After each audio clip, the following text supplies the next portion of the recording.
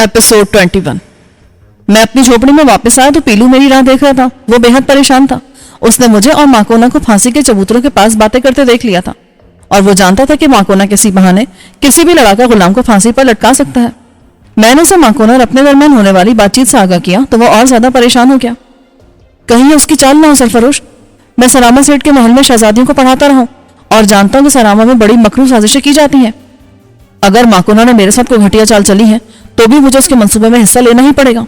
अगर मैं उसकी रात पर अमल नहीं करूंगा तो मुझ पर बगावत फैलाने का इल्जाम लगाकर मुझे तहतीक कर दिया जाएगा। इस सूरत में मुझे खतरा मोल लेने के सिवा कोई चारा नजर नहीं आता। शाम के वक्त माकोना खुद हमारी कोठरी में आया। उसने बाकी सबको बाहर जाने का हुक्म दिया। जब हम दोनों ही रह गए तो उसने मुझसे वो 24 तलवार और खंजर ले लिया जो मुझे मश्क के लिए दिया गया था और उनके बजाय मुझे असली तलवार और खंजर दे दिया। अब मेरे दिल से शुकूक व शुबात खत्म हो गए कि माकोना मेरे साथ कोई घटिया चाल चल रहा है। बर्दाश्त मंसूबे के मुताबिक तुलुए महताब के बाद पहाड़ी नाले के किनारे मेरे इशारे का मुंतजर रहेगा। जब मेरे सिखाए पढ़ाए गुलाम जिन्हें मैं बर्दाश्त की दी हुई रकम से हिस्सा दे चुका हूँ शोर बपा करेंगे तो मैं मशल जलाकर उसे इशारा कर दूंगा ताकि वो अपने दस्ते को बुला सके। लेकिन इसकी नौबत नहीं आनी चाहिए सरफरोश। जो ही वो पहाड़ी नाले पर पहुंचे उसे कत्ल कर देना, वरना मंसूबे के मुताबिक तुम खुद कत्ल कर दिए जाओगे। मैं तलवार और खंजर से मुसल्ला होकर पहाड़ी नाले की तरफ चल दिया। अब मुझे तुलुए महताब का इंतजार था। नाले में छुपने से पहले मैंने इधर उधर घूम फिरकर इत्मीनान कर लिया कि वहां कोई छुपा हुआ नहीं है। मैं एक महफूज मकाम पर चट्टान से पीठ लगाकर चांद के तुलू होने और बर्दाश्त के वहां आने का इंतजार करने लगा। हर चंद के मैं इस मंसूबे में बादल नाखास्ता शरीक हुआ था, लेकिन अब सोच रहा था कि बर्दाश्त ऐसे दुश्मन को जो मुझे राह से हटाने के लिए रकम और अपना वक्त बर्बाद कर रहा है खत्म कर देना ही बेहतर है। फिर जो होगा देखा जाएगा। चांद तुलू हो गया मगर बर्दाश्त न आया। जो जो वक्त गुजर रहा था मेरी बेचैनी बढ़ती जा रही थी। मैं सोचने लगा कहीं माकोना ने मेरे साथ कोई चाल तो नहीं चली। लेकिन अगर उसे मुझे धोखा ही देना होता तो वो असली हथियार क्यों फराहम करता। मैंने अपनी कमिंगा से निकलकर रिहायशी कोठरियों की तरफ देखा। वहां सिवा एक कोठरी के बाकी सब में अंधेरा था और जिस कोठरी में रोशनी झलक रही थी उसी में माकोना की रिहाइश थी और वो वहीं अपना दफ्तरी काम भी किया करता था। कुछ वक्त और गुजर गया, बर्दाश्त न आया और ना ही नाम नहायत बगावत करने वाले गुलामों का शोर सुनाई दिया। मेरा इस्तराब बढ़ने लगा। मुझे पीलू की बातें याद आने लगी। उसने कहा था बर्दाश्त बेहद चाहतलब और हविसमंद आदमी है। वो अपनी ख्वाहिशात की तकमील के लिए सब कुछ कर सकता है। मुझे मालूम है कि वो और माकोना दरपर्दा एक दूसरे के दुश्मन है। मेरा ख्याल है कि उन दोनों ने अपनी अपनी मकसद बरानी के लिए ये मंसूबा बनाया है और तुम्हें अपने मकासद की तकमील के लिए वो इस्तेमाल करना चाहते हैं। इसलिए तुम आज रात वहां मत जाना। मैंने सोचा हो सकता है पीलू का ख्याल ही ठीक हो, मगर मैं यहाँ आने के लिए मजबूर था, वरना खामखा गुलामों को भड़काने के इल्जाम में धर लिया जाता। लेकिन सवाल है कि अब तक शोरिश क्यों नहीं हुई थी और बर्दाश्त क्यों नहीं आया। मैं ये सोचते हुए दोबारा माकोना की झोपड़ी की तरफ देखने लगा। अब उसकी रोशनी गुल हो चुकी थी। मेरी समझ में न आया कि हर काम मंसूबे के बरक्स क्यों हो रहा है। अचानक मुझे चांदनी में माकोना की कोठरी से चंद हेवले बाहर मैदान की तरफ आते दिखाई दिए। वो फासले और हल्की हल्की चांदनी के बायस वाज़े नजर नहीं आते थे। मैं अपनी आंखें मलने लगा कि कहीं ये मेरा वहम तो नहीं है, मगर जब मैंने दोबारा आंखें फाड़ फाड़ कर इधर उधर देखा तो वो हेवले गायब हो चुके थे और माकोना की झोपड़ी की खिड़की से रोशनी झांक रही थी। मैं चकरा के रह गया कि ये आखिर है क्या। ना शोरिश बरपा हुई, ना बर्दाश्त आया और ना ही माकोना ने रोशनी जलाकर खतरे का इशारा दिया है। आखिर माजरा क्या है। फिर मुझे ख्याल आया कि शायद किसी बिना पर माकोना को मंसूबा मुलतवी करना पड़ गया होगा। इसलिए उसने पहले अपनी कोठरी की मशल बुझाई और फिर जला दी कि मैं वहां जाकर उससे मिल लूं। मैंने माकोना से मिलने का फैसला कर लिया और तलवार हाथ में थामकर कमीनगाह से रहायशी कोठरियों की तरफ चल दिया। आधा रास्ता तय करने के बाद मुझे ख्याल आया कि यह भी माकोना और बर्दाश्त की चाल हो सकती है। रात के वक्त मेरा असली तलवार और खंजर लेकर अपनी कोठरी से बाहर आना यह साबित करने के लिए काफी है कि मैं ये हथियार चुराकर तरबियतगाह गुलामा से फरार हो रहा था।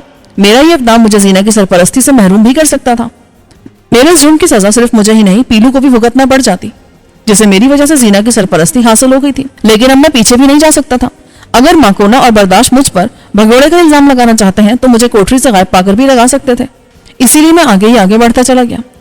रिहायशी कोठरियों की पहली कतार में कुछ लोग जोर जोर से खराटे ले रहे थे, कुछ अंधेरे में सिसकियां ले रहे थे और कुछ सरगोशियां भी कर रहे थे। शायद ये वो लोग थे जिन्हें आज रात नाम नहा शोरिश बर्पा करनी थी। मैं दबे कदमों माकोना की झोपड़ी की तरफ बढ़ता रहा और बिलाकर उसके सामने वाली कोठरी की दीवार से पीठ लगाकर खड़ा हो गया ताकि कोई पीछे से मुझ पर हमला ना कर सके। सामने आने वालों के लिए मेरे हाथ में तलवार मौजूद थी। मैंने उस खिड़की से अंदर देखने की कोशिश की मगर मुझे माकोना दिखाई न दिया। मैं आगे बढ़कर उसे आवाज देना ही चाहता था कि नागा मेरी नजर उसकी कोठरी के सामने मैदान पर पड़ी जहां एक सरबरीदा लाश पड़ी थी। मैंने जज्बे तजस्सुस के तहत चंद कदम लाश की तरफ बढ़ाए तो मैं ये देखकर हैरान रह गया कि लाश का सर उसकी टांगों के दरमियान रखा हुआ है और ये सर माकोना के सिवा किसी और का न था। मैं उसका यह हशर देखकर दम्बा खुद खड़ा रह गया। खौफ की एक लहर मेरे वजूद में सरायत कर गई। माकोना के गलीज दांत और फटी फटी आंखें चांदनी में यूं चमक रहे थे जैसे वो अब भी तमस्कराना अंदाज में मेरी तरफ देख रहा हो और मुझे फांसी पर लटकाने की धमकी दे रहा हो। अचानक माकोना की कोठरी से किसी की आवाज आई, तुम जिसे सरफरोश के नाम से पुकारा जाता है, अंदर आ जाओ, तुम्हें कोई नुकसान नहीं पहुंचा जाएगा, मगर अपनी तलवार फेंक दो। मैंने तलवार फेंकने के बजाय पलटकर खिड़की की तरफ देखा, वहां कोई भी नहीं था। आवाज दोबारा आई, हुक्म की तामील करो सरफरोश, मैं बर्दाश्त हूं और मलिका फीरा के नाम पर तुम्हें हुक्म देता हूं कि तलवार फेंक दो, तुम्हें कोई नुकसान नहीं पहुंचेगा क्योंकि अब तुम मलिका फीरा की अमान में हो। इसका मतलब यह था कि जीना ने अपनी मां को एतमाद में लेकर हालात पर काबू पा लिया था और पीलू के ख्याल के बरक्स मलिका फीरा बेरहम साबित नहीं हुई थी। क्या तुम इस बात का कौल देते हो बर्दाश्त? हाँ, मैं मलिका फीरा के नाम पर कौल देता हूं कि तुम उसकी अमान में हो। यह सुनकर मैंने तलवार माकोना की सरबरीदा लाश के पास फेंक दी और कोठरी की तरफ जाते जाते एक बार माकोना की तरफ देखा तो मुझे यूं लगा जैसे उसके सरबरीदा चेहरे वाले हिस्से में चमकती हुई आंखें मेरा ताक़ुब कर रही हूं। मैंने पांव की ठोकर से कोठरी का दरवाजा खोला ताकि बर्दाश्त को अपनी हिम्मत और शुजात से मरूब कर सकूं, लेकिन जो ही मैंने कोठरी में कदम रखा दर्जन भर आदमी मुझ पर टूट पड़े। उस अचानक हमले ने मुझ पर एक जुनून से तारी कर दिया। मैं किसी पर जूडो, किसी पर कराटे और किसी पर कुंफू के दाव आजमाने लगा। मैंने हमलावरों को पकड़ पकड़ कर उनके सर एक दूसरे से टकरा दिए। मेरे घूंसों और लातों ने कई हमलावरों को जमीन चाटने पर मजबूर कर दिया था, मगर उनकी जगह दूसरे लेते जा रहे थे। इतने में बर्दाश्त ने, जो कोठरी के कोने में तलवार लिए खड़ा था, उन्हें गैरत दिलाते हुए बोला, तुम एक आदमी पर काबू नहीं पा सकते बुज़दिलो, इसे नेज़ों के पिछले हिस्से से मारो, मगर याद रखो ये मरने ना पाए। अगर किसी ने इसे हलाक कर दिया तो इस वक्त इसकी टिक्का बोटी कर दी जाएगी। इसकी हड्डियां तोड़ दो मगर इसका दम ना निकलने पाए। अपने सरगना के हुक्म पर वो मुझे उल्टे नेज़ों के डंडों से पीटने लगे। इस तरह वो मेरी दस्तरस से भी दूर हो गए। मैं एक की तरफ लपकता तो दूसरे मुझ पर नेज़ों के डंडे बरसाने लगते। सर पर पड़ने वाले डंडों से मैं चकरा कर रह गया। मुझे दीवारें अपने गिर्द गर्दिश करती महसूस होने लगी और फिर यूं लगा जैसे कोठरी की छत मुझ पर आन गिरी हो। जब मुझे होश आया तो मैं मुंह के बल जमीन पर पड़ा था। मेरी कलाइयों में आहनी कड़ियां पड़ी हुई थी और मेरे टखनों में जंजीरें डालकर उन्हें कड़ियों से जोड़ दिया गया था। ये जंजीरें बेड़ी का काम दे रही थी और काफी वजनी थी। उन्हें तोड़कर आजादी हासिल करना मेरे बस से बाहर था। कोठरी में खामोशी छाई थी। शायद वो सब मुझे इस तरह छोड़कर चले गए थे। मेरे अंग अंग से टीसें उठ रही थी और कुछ जख्मों से अभी तक खून रिस रहा था। मैंने हिम्मत से काम लिया और हाथों के सहारे घुटनों के बल बैठ गया। इतने में किसी ने पीछे से आकर मेरी गर्दन के नीचे बड़ी जोर की लात मारी। मैं मुंह के बल नीचे गिरा, लेकिन जल्दी से करवट बदलकर चिट लेट गया ताकि उस बदबख्त को देख सकूं। मेरे सामने वही खमदार नाक वाला बर्दाश्त खड़ा था। वो कद में मेरे बराबर था और उसके चेहरे से सफाकी बरस रही थी। उसका एक हाथ पेटी में अड़सी हुई तलवार के दस्ते पर था। मैंने गौर से उसके खद्दोखाल का जायजा लिया। उसकी दाढ़ी से थी, मगर उसमें इक्का दुक्का बाल सफेद भी नजर आ रहे थे। उसकी आंखें छोटी छोटी थी और सरामा के बाशिंदों के बरक्स सर गोल था। उसके ये खद्दोखाल और कद गमासी करते थे कि वो सरामा का बाशिंदा नहीं है। मैं बर्दाश्त हूँ। माकोना के बाद तरबियत गावी मेरी कमान में आ गई है। क्या तुम जानते हो मुझे? हाँ, तुम इस सरजमीन के सबसे ज्यादा जालिम और झूठे आदमी हो। यह सुनकर उसने मुझे ठोकर लगाने के लिए अपना पांव उठाया तो मैंने अपने हथकड़ी वाले हाथ दिफाई अंदाज में सामने लाते हुए कहा, अगर तुमने मुझे ठोकर मारी तो मैं तुम्हारी टांग तोड़ दूंगा। यकीन न हो तो आजमा कर देख लो। वो अपना पांव पीछे हटाते हुए मुस्कुरा दिया। मेरा ख्याल है कि तुम ऐसा कर सकते हो, लेकिन मैं इसलिए भी तुम्हें ठोकर नहीं मारूंगा कि अगर तुमने मुझे छू लिया तो तुम्हें कत्ल करना मेरे लिए लाजिम हो जाएगा, जबकि यह मलिका के हुक्म की खिलाफ वर्जी होगी। मैं फिर वही अल्फाज दोहराता हूं कि तुम झूठे हो। तुमने कहा था मुझे कोई नुकसान नहीं पहुंचाया जाएगा, लेकिन मुझे बुरी तरह मारा पीटा गया। अगर मलिका की अमान का यही मतलब है तो चूहा रंडूरा ही भला। मैं भी शायद कुछ और भी बोलता, लेकिन मुझे कोठरी के कोने से जंजीरों की झनकार सुनाई दी। मैंने उधर देखा तो पीलू जंजीरों में जकड़ा नजर आया। वो खौफ और दहशत की तस्वीर बना था और आंखें फाड़े मुझे देख रहा था। मैंने मुस्कुराते हुए उसे आंख मारी और फिर बर्दाश्त की तरफ मुतवज्जो हो गया, जो अब 3 टांगों वाले एक चौबी तख्त पर बैठा था। उसने अपना चांदी का खुद उतारकर घुटनों पर रख लिया और मेरी तरफ देखने लगा। मैं उस वक्त बहुत गुस्से में था। मेरे आदमी खासे तंदुरुस्त तवाना है, मगर जिस तरह तुमने उनकी पिटाई की वो मैंने जिंदगी में पहली बार देखी थी। इसे अपनी तारीफ मत समझना, क्योंकि मैं किसी की तारीफ नहीं करता, मगर मुझे तुम्हारा यह अंदाज़ा मदाफियत और मुखालफत की ठुकाई करने का तरीका पसंद आया। इसमें कोई शक नहीं कि सरामा में तुम जैसा लड़ाका और कोई नहीं है। मैंने ये भी सुना है कि तुम हथियारों का इस्तेमाल भी खूब जानते हो। मैं उनके इस्तेमाल का मुजाहरा इस वक्त भी कर सकता हूँ, बशर्ते कि तुम मुझे जंजीरों से आज़ाद कर दो। यह मुमकिन नहीं है सरफरोश। मुझे मलिका के हुक्म पर तुम्हें सरामा से ले जाना है, क्योंकि वो तुम्हें देखने के लिए बेहद मशताक है। क्यों? इसकी वजह तुम्हें वहां जाकर ही मालूम होगी। क्योंकि वो तुम्हें देखने की बेहद मुश्ताक है। क्यों? इसकी वजह तुम्हें वहां जाकर ही मालूम हो जाएगी। और हाँ, वहां तुम्हें अपनी ताकत और फन का मुजाहरा करने का मौका भी दिया जाएगा, मगर यह मौका तुम्हें उस वक्त मिलेगा जब काला बरूख शहर आएगा और उसके एजाज में मौत के खेलों के मुकाबले मुनक्किद किए जाएंगे। अगर मलिका तुम्हें देखने के लिए बेताब न होती और तुम्हें मौत के मुकाबलों के लिए मुंतखब ना किया गया होता तो अब तक तुम्हारी लाश कीड़े मकोड़ों की खुराक बन चुकी होती। तुम इतने झूठो कि मुझे तुम्हारी किसी बात पर यकीन नहीं आ सकता। उसने फौरन अपनी जेब से खरीदा निकाला और उसे पढ़कर सुनाने लगा, जिसका लुब्बे-लुबाब यह था कि सरफरोश नामी एक अजनबी को, जिसे तूफान ने साहिल सरामा पर ला फेंका था और जो अब तरबियतगाह गुलामों में ज़ेर तरबियत है, मलिका आलिया की खुशनुदी और मुसरत के लिए फौरन सरामा से लाया जाए। खुशनुदी और मुसरत के अल्फाज अदा करते हुए बर्दाश्त ने मुस्कुराकर मेरी तरफ देखा। फिर वो खरीदा पढ़ते हुए बोला, मलिका की खुशनुदी और मुसरत का मतलब तुम्हें वहीं जाकर मालूम होगा। मैंने उसकी बात पर कोई तवज्जो ना दी और सोचने लगा कि जीना ने अपना काम बखूबी अंजाम दिया है। इस तरह मेरे जुड़वा भाई वाली बात भी फैल जाएगी। अब हजारों लोग मेरे डुप्लीकेट को देखना बल्कि तलाश करना चाहेंगे और नादानिस्ता तौर पर मेरे मुआविन साबित होंगे। एक बात मेरी समझ में नहीं आई बर्दाश्त। माकोना ने बताया था कि तरबियतगाह के कुछ गुलाम नाम नहद बगावत करेंगे और मुझे उनका सरगना करार देकर तहकीक कर दिया जाएगा। उसका कहना था कि यह मंसूबा तुम्हारे हिम्मत पर बनाया गया है। उस मंसूबे का क्या हुआ? तुम ठीक कहते हो सरफरोश, हमने यही मंसूबा बनाया था, मगर उस पर अमल करने से पहले मलिका का पैगंबर के फरमान लेकर यहाँ पहुंच गया। इससे पहले मुझे झंडों के जरिए सिर्फ तुम्हारी तलाश का हुक्म दिया गया था और मैंने तुम्हें तलाश कर लिया था। माकोना एक अहमक आदमी था, हम दोनों इकट्ठे पढ़ा करते थे, लेकिन वह हमेशा से कम अक्ल था।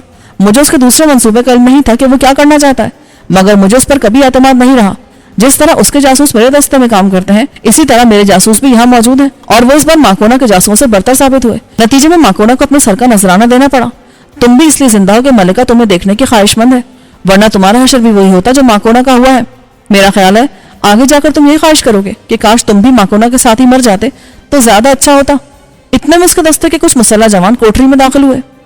इन दोनों को ले चलो, बर्दाश्त ने हुक्म दिया। मैंने पीलू की तरफ देखते हुए बर्दाश्त से कहा, यह मेरा नौकर ही नहीं दोस्त भी है, इसलिए मैं चाहता हूं कि इसके साथ अच्छा सलूक किया जाए। बर्दाश्त ने कंधे उचकाते हुए कहा, मैं नौकरों, गुलामों, हत्ता के असातिज़ा की भी परवाह नहीं करता। इसके साथ भी वैसे अच्छा सलूक किया जाएगा जैसा कि तुम्हारे साथ होगा। मुझे बर्दाश्त के उस जवाब में तंज महसूस हुआ, मगर मैंने पीलू को दिलासा देते हुए कहा, घबराओ मत पीलू, हम मलिका की अमान में हैं और हमारा अच्छा वक्त जरूर आएगा। आखिरी जुमला मैंने बर्दाश्त को सुनाने के लिए कहा था, मगर मुझे उसका रद्दमल मालूम न हो सका क्योंकि उस वक्त दरवाजे की तरफ मुड़ चुका था और मैं उसके चेहरे के तासुरात नहीं देख सका था। लड़ाका गुलामों की निस्फ मील लंबी कतार किसी अदभुए सांप की तरह भूरी मिट्टी वाले मैदान में रेंग रही थी। हर गुलाम को हथकड़ियां और बेड़ियां पहनाने के बाद एक तवील जंजीर से मुंसलिक कर दिया गया था। गुलाम दो दो की कतार में चल रहे थे और बर्दाश्त का दस्ता उन पर कड़ी निगाह रखे था। खुद बर्दाश्त अपने सफेद घोड़े पर सवार सबसे आगे चल रहा था। मैं और पीलू उस कतार के दरमियानी हिस्से में थे। तरबियतगाह से चले हुए आज हमें दूसरा दिन था और अभी 3 मंजिल सफर बाकी था, लेकिन पीलू की हालत एक ही रोज के सफर से गैर हो चुकी थी।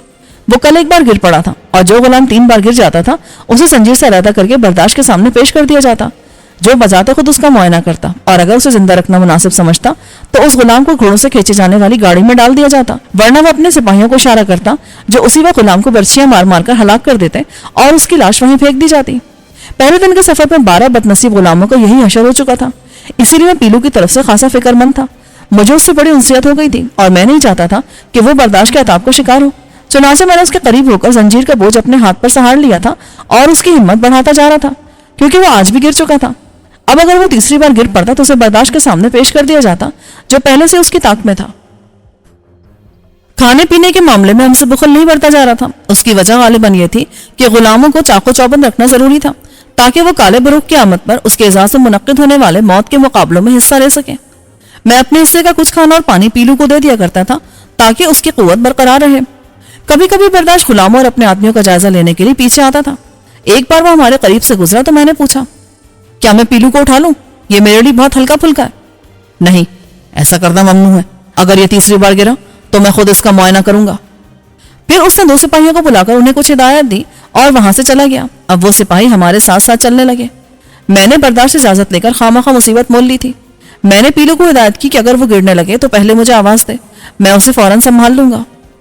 मुझे मर जाने दीजिए, मुझसे सोबत बर्दाश्त नहीं हो सकती। वो सिसक कर बोला, नहीं पीलू, मुझे तुम्हारी जरूरत है। इस मुल्क में सिर्फ तुम ही तो मेरे दोस्त हो। और शहजादी जीना? हालांकि मुझे भी ताज्जुब है पीलू। अगर जीना ने हमारी राह हमवार की होती या हालात उसके काबू में होते तो मलिका के दामाद की हैसियत से मुझसे ये सलूक ना किया जाता। मैंने पहली बार पीलू से अपना खदशा बयान किया। उसके साथ ही मुझे बर्दाश्त के वो अल्फाज भी याद आ गए कि मलिका अपनी खुशनुदी और मुसरत के लिए मुझसे मिलने की मुश्ताक है। रात को सोते वक्त भी हमें जंजीरों से आजाद नहीं किया जाता था, इसीलिए गुलाम आराम की नींद नहीं सो सकते थे और मैं तो पीलू को और भी देर तक जगाए रखता था ताकि सरामा के बारे में ज्यादा से ज्यादा मालूमात हासिल कर सकूं। میں نے اس سے یہاں کے حرف تہجی بھی سیکھ لیے تھے اور جھنڈوں سے دیے جانے والے پیغامات کو بھی تھوڑا تھوڑا سمجھنے لگا تھا۔ پیلو نے مجھے مقامی مذہب اور دیوتا بروک کے بارے میں بھی کافی معلومات فراہم کی تھی، اور یہ ساری باتیں آپ ہی آپ میری یادداشت میں محفوظ ہوتی جا رہی تھیں۔ اور پھر وہی ہوا جس کا مجھے خطرہ تھا۔ میں نے پیلو کی طرف دیکھا، اس کی آنکھیں آہستہ آہستہ بند ہوتی جا رہی تھیں اور وہ لہرا رہا تھا۔ پھر میرے دیکھتے دیکھتے وہ گر پڑا۔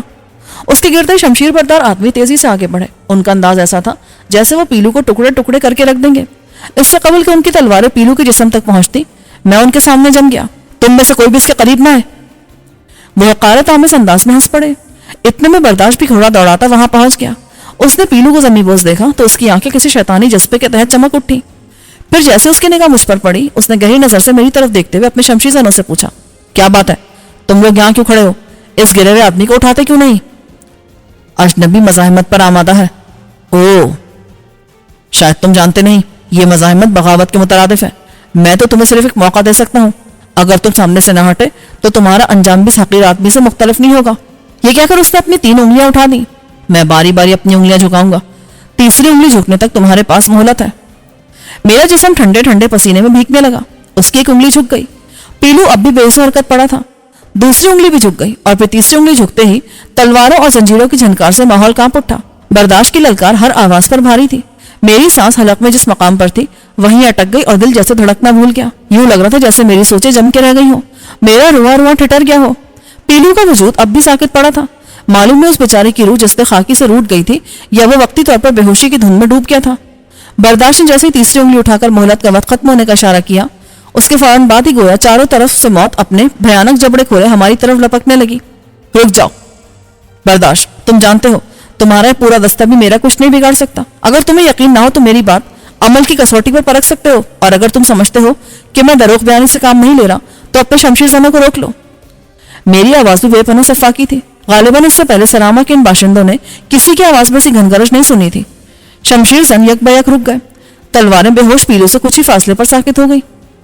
میں پہلے بھی بتا چکا ہوں کہ مجھے ملکہ کی امان حاصل ہے اور یہ شخص میرا نوکر ہے، لیکن یہ اصول ہے کہ جو شخص 3 بار گر جائے اسے، ایسا صرف اس صورت میں ہوتا ہے جب گرنے والے کا بوجھ اٹھانے والا کوئی نہ ہو۔ میں اسے اٹھا سکتا ہوں، ہاں اگر میں 3 بار درکنار ایک بار بھی گر پڑوں تو تم بے شک میرے ٹکڑے ٹکڑے کر دینا۔ برداشت نے کوئی جواب نہ دیا۔ وہ چند لمحوں تک مجھے گھورتا رہا، پھر اس کے شیطانی ذہن میں کوئی طاغوتی منصوبہ جنم لینے لگا۔ اس کے ساتھ ہی اس کے ہونٹ صفاق انداز سے مسکرانے لگے۔ ٹھیک ہے، اٹھا لو اسے، لیکن خیال رہے اگر تم ایک بار بھی گرے تو تمہیں اور اسے آخری ہچکی زمین کے سینے میں دفن ہو کر لینی پڑے گی۔ یہ کہہ کر اس نے گھوڑے کو ایڑ لگائی اور قافلے کے آگے آگے گھوڑا دوڑانے لگا۔ میں نے پیلو کو جائزہ لیا۔ وہ زندہ تھا لیکن اکھڑی اکھڑی سانسیں لے رہا تھا۔ میں نے اسے کندھے پر اٹھا لیا اور قافلہ منزل مقصود کی طرف بڑھتا رہا، حتیٰ کہ چوتھے روز ہم پابا زنجیر غلاموں کی قطار ایک تنگ درے سے گزر کر پہاڑ کی چوٹی پر پہنچ گئی۔ 2 روز میں پیلو کی حالت کافی سنبھل گئی تھی۔ اس کے بعد سے اب تک وہ اپنے پیروں پر چل رہا تھا۔ میں وادی میں آباد سلامہ سیٹ کا نظارہ کرنے لگا۔ برداشت نے ہمیں تھوڑی دیر آرام کرنے کی اجازت دی تھی، حالانکہ اب ہمیں آرام کی ضرورت نہیں تھی۔ میری نگاہیں چاروں طرف کا جائزہ لینے میں مصروف تھیں۔ شہر کے پس منظر میں سمندر ٹھاٹے مار رہا تھا اور بندرگاہ بادبانی کشتیوں سے اٹی پڑی تھی۔ پیلو مجھے بتا چکا تھا کہ سلامہ سیٹ اس ملک کی تجارتی بندرگاہ ہے۔ شہر خاکنائی کی وجہ سے بڑی محفوظ جگہ پر تھا، جس کے عین وسط میں ملکہ فیرا کا محل واقع تھا۔ اس محل میں ایک اونچا مینار تھا جس پر ایک بڑے ڈنڈے کے ساتھ مختلف اقسام اور رنگوں کے پرچم لہرا رہے تھے۔ میں نے پیلو کے بتائے ہوئے طریقے سے ان جھنڈوں کا پیغام پڑھنے کی کوشش کی اور اس میں کامیاب بھی ہو گیا۔ پیغام یہ تھا، خوش آمدید برداشت، اجنبی کو فوراً لے آؤ، فیرا۔ پیلو جو اب تک بے حد تازہ دم ہو چکا تھا بولا، اب میرے اور آپ کے بچھڑنے کا وقت آ گیا ہے۔ ہماری یہ لڑکی بہت مختصر وقت کے لیے ہوگی پیلو۔ میں زینا سے ملتے کہوں گا کہ وہ تمہیں بلوا کر میرے ساتھ رکھے، اور مجھے امید ہے وہ میری بات کو نہیں ٹالے گی۔ اگر آپ اس سے مل سکے تو۔ آپ سلامہ کے متعلق بہت کم جانتے ہیں۔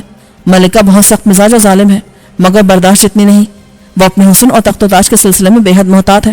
کہتے ہیں کہ وہ خوبصورت بچے کو مروا دیتی ہے تاکہ کوئی عورت اس سے زیادہ حسین نہ کہلائی جا سکے۔ یہ بھی مشہور ہے کہ وہ ازل سے زندہ ہے اور ابد تک زندہ رہے گی۔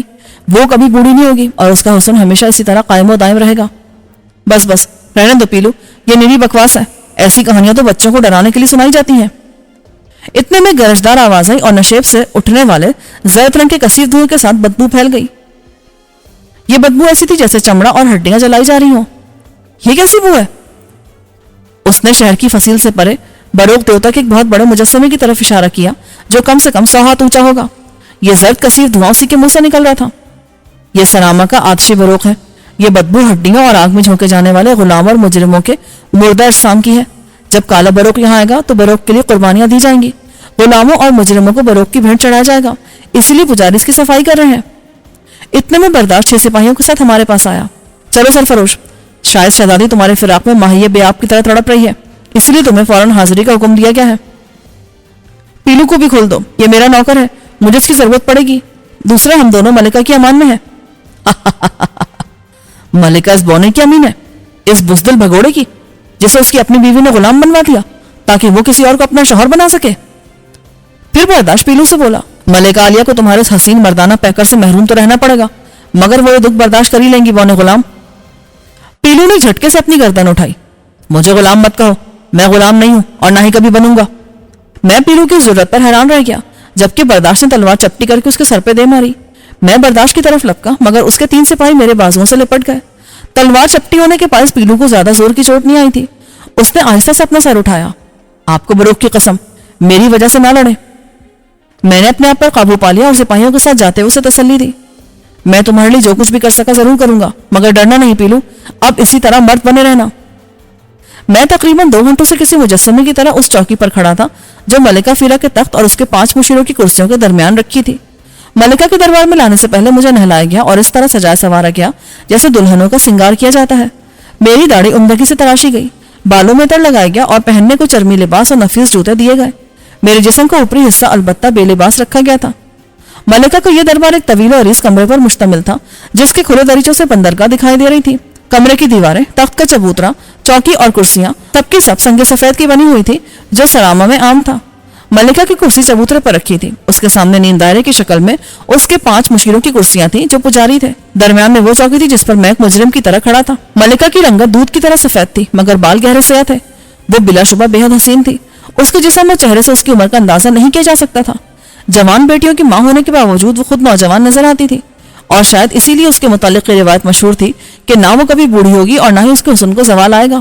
ملکہ کے مشیروں کے سر منڈے ہوئے تھے اور داڑھی مجھے صاف تھی۔ وہ اپنے سیل بادوں میں ایسے بوڑھے گرد نظر آتے تھے جن کی گردنوں کے بالوں پر جھڑ گئے ہوں۔ انہوں نے میرے بارے میں صرف اتنا کہا، یہ اجنبی ہے اور اجنبی غلاموں کے ساتھ سرامہ کی شہزادیاں شادی نہیں کر سکتی، اس لیے زینا کے ساتھ اس کی شادی منسوخ کی جاتی ہے۔ شہزادی زینا اس کے ساتھ شادی کرنے کے جرم میں جہاز پر سزا بھگتے گی۔ میں نے اپنی وکالت کر کے لب کشائی کرنی چاہی تو مجھے سختی سے روک دیا گیا۔ اب میں اپنے آپ کو بے یار و مددگار اور تنہا محسوس کر رہا تھا کیونکہ زینا سے وابستہ توقعات اکثر ختم ہو چکی تھی۔ قبل ازاں قسم کے مواقع پر میرا توانا جسم اور جوانی ساتھ دیتی آئی تھی، لیکن اب ایسا محسوس ہو رہا تھا کہ میرا جسم و جوانی بھی میرے کسی کام نہیں آئے گا، کیونکہ ملکہ کے مشیروں کا رویہ بے حد جارحانہ اور منتقمانہ تھا۔ یہ مجلس مشاورت 2 گھنٹوں سے جاری تھی۔ بالآخر ملکہ کے مشیر اعلیٰ کریڈ نے میری طرف دیکھتے ہوئے کہا، ملکہ عالیہ، 2 روز میں کالا بروق اپنا سالانہ خراج وصول کرنے کے لیے یہاں پہنچ جائے گا۔ ہمیشہ کی طرح اس بار بھی اسے خراج ادا کر دینا چاہیے کیونکہ ہم کمزور ہیں اور اس کا مقابلہ نہیں کر سکتے۔ اسے میٹا دینے کے علاوہ اس کے اعزاز میں موت کے مقابلے بھی منعقد کیے جائیں گے اور قربانیاں بھی دی جائیں گی۔ میرا یہ مشورہ ہے کہ ہم ملزم سرفروش کو تحفے کے طور پر کالے بروق کی خدمت میں پیش کر دیں۔ اگر وہ اپنے ذوق و مقاصد کی تکمیل کے بعد اسے لوٹا دیں تو ہم اسے دیوتا بروق کی بھینٹ چڑھا دیں گے۔ بروق اس کی قربانی سے بہت خوش ہوگا اور دیوی توری سے ہماری سفارش کرے گا تو وہ ہم پر اپنی برکتیں نازل کرے گی اور ہمیں ایسی قوت بخش دے گی جس کے بلبوتے پر ہم کالے بروق سے ہمیشہ کے لیے نجات حاصل کر لیں گے۔ ملکہ کے چاروں مشیروں نے اس تجویز پر سر ہلا دیے۔ مشیر اعلیٰ کی یہ تجویز دوسرے الفاظ میں میری موت کا منصوبہ تھی۔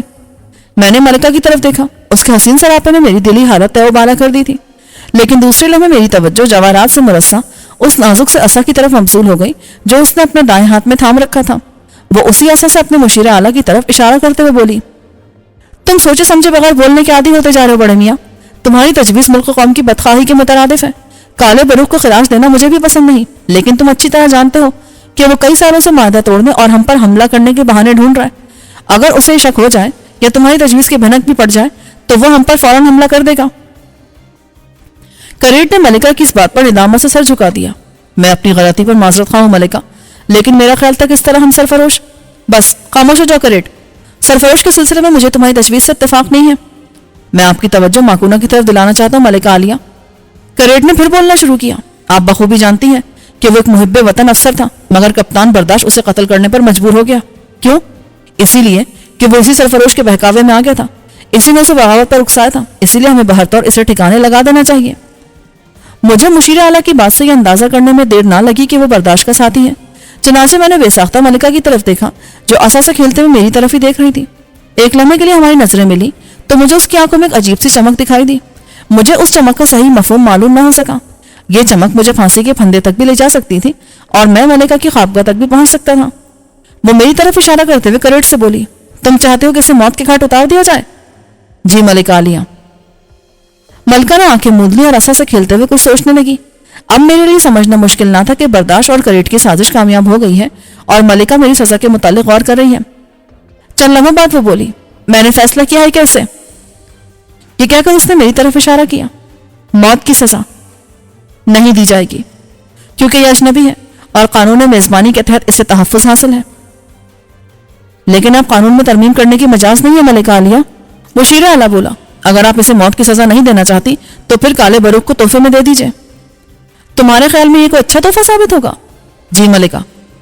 تو پھر اس سے زیادہ اچھے تحفے کی حقدار تو میں خود ہوں۔ ملکہ نے فیصلہ سنا دیا۔ اس فیصلے سے جہاں میرے دل کا بوجھ ہٹ گیا وہاں میں یہ سوچے بغیر بھی نہ رہ سکا کہ کیا ان لوگوں میں رشتوں کے تقدس کا کوئی تصور نہیں ہے؟ میں رشتے میں ملکہ کا داماد لگتا ہوں، لیکن وہ کیا شاید ہو سکتا ہے وہ مجھے تحفے کے طور پر زینہ کو دینا چاہتی ہو؟ اتنے میں کریٹ پھر بولا، آپ کا ارشاد بجا ہے ملکہ، لیکن تارسو کا کیا ہوگا؟ میرا خیال تھا آپ اندھے تارسو سے خوش اور مطمئن ہیں۔ اس کے اندھے پن میں میرے لیے کوئی دلکشی باقی نہیں رہی اور نہ ہی وہ شاہی خاندان میں کسی لڑکی کے اضافے کا باعث بن سکا ہے، مگر سرفروش سے یہ فریضہ انجام دینے کی توقع کی جا سکتی ہے۔ مگر ہم نہیں جانتے کہ یہ کون ہے ملکہ عالیہ۔ سب جانتے ہیں کہ ایک اجنبی ہے۔ اس نے بتایا تھا کہ یہ اپنے جڑواں بھائی کے ساتھ بحری جہاز میں سفر کر رہا تھا جو طوفان میں پھنس کر تباہ ہو گیا، اور یہ سچ ہے۔ بنفشی سمندر میں طوفان آیا تھا جس پہ ہمارے بھی کچھ جہاز غرق ہو گئے تھے۔ میں نے اس اتفاق پر خدا کا شکر ادا کیا جس نے میرے جھوٹ کو سچ بنا دیا تھا۔ ملکہ ابھی تک بولی جا رہی تھی، اور اس کے جڑواں بھائی والی بات بھی سچ ہے۔ تم جانتے ہو پیغام ایسا خبر لایا تھا کہ بالکل اسی حلیے کا ایک اجنبی بحری قزاقوں کو ساحل پر ملا تھا۔ وہ اسے پکڑ کر لے گئے تھے اور آتشی جزیرے پر چھوڑ آئے تھے۔ اگرچہ مجھے بتا دیا گیا تھا کہ میں ملکہ کی اجازت کے بغیر لب کشائی نہیں کر سکتا، مگر یہ بات سن کر میں چپ نہ رہ سکا۔ کیا میرا جڑواں بھائی زندہ ہے؟ کہاں ہے وہ؟ اتنا سنتے کریٹ پھر بول اٹھا، اب تو فوری موت اس کا مقدر بن گئی ہے ملکہ عالیہ۔ اس نے آپ کی حضور آپ کی اجازت کے بغیر لب کشائی کی ہے جس کی سزا فوری موت ہے۔ بس بہت ہو چکی بڑے میاں، یہ تکلفات اپنی جگہ درست رہی، لیکن اس وقت میں نے انہیں نظر انداز کر دیا ہے۔ اگر سرفروش کو مرنا ہے تو اس کی موت کا فیصلہ میں خود کروں گی۔ سرامہ کی حکمران میں ہوں، تم نہیں۔ آپ کا فرمان سر آنکھوں پر، میں نے تو صرف قانون کے احترام میں ایسا کہا تھا۔ تم مجھے سرامہ کی حکمران کو قانون پڑھانا چاہتے ہو؟ نہیں ملکہ عالیہ، غلام کی جرات کہاں ہو سکتی ہے؟ کریٹ نے سر جھکاتے ہوئے کہا اور اپنی نشست پر بیٹھ گیا۔ تم ہمارے تخت کے قریب آ سکتے ہو سرفروش؟ ملکہ مجھ سے بولی۔ میں چوکی سے اتر کر ملکہ فیرا کے سامنے چلا گیا۔ کیا تم نہیں جانتے کہ ہمیں گھٹنے ٹیک کر تعظیم دی جاتی ہے؟ میں نے گھٹنے تو ٹیک دیے مگر اپنا سر بلندی رکھا۔ ہماری نگاہیں ایک بار پھر ایک دوسرے سے ٹکرائیں۔